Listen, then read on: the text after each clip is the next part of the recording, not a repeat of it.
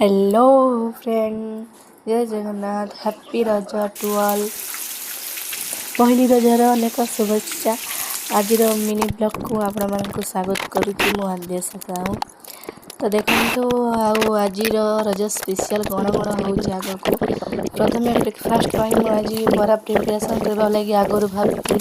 तो आगर टमाटो चटनीटा बाटिदेली तापरे बराड़ा पकईकी छाणुची। एठी काली राति रे आमर द्वार बंध मानू आउ शिल्पुआ मानू रजबती कर कला आउ सिंदूर लगा हेकी। रज 3 दिन पर धुआ हम सबू।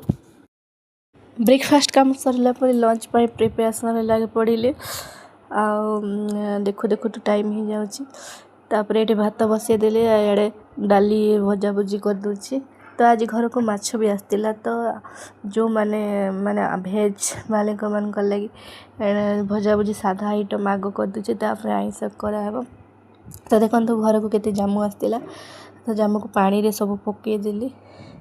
आपण मैंने जामु कोली खाइले कि नहीं कमेंट करेंगे। आपण घरे आज कौन कौन स्पेशल आइटम होता मध्य कहि। तो देखो ये भजा भुजी सब भजा भुजी प्रिपरेसन लगे पड़े। तो सांग मैंने आपण मैंने जिते भी झील वाले बेसी रजरे मजा करते ना बोहू है मजा करी कहतु बोहू है तो खाली रोषे बस पिठा पुठी तैयारी दिन जीवा केते माने एंजॉय करने टाइम नथिबो। एटा माछ प्रिपरेशन लगे पड़े।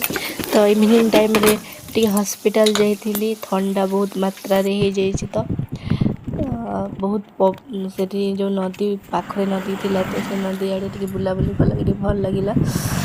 पवन भी बढ़िया आसला। संध्यारे मु समस्त चाट प्रिपरेशन करी रात अटा चकटी थी परोटा पाई। मैंने आज मिनी ब्लॉग टी जदि आपण मानक भल लगी तो शेयर आउ सब्सक्राइब करंतु। बहुत मात्रा रे ब्लॉग टी को भल पाइबा दियंतु। देखा।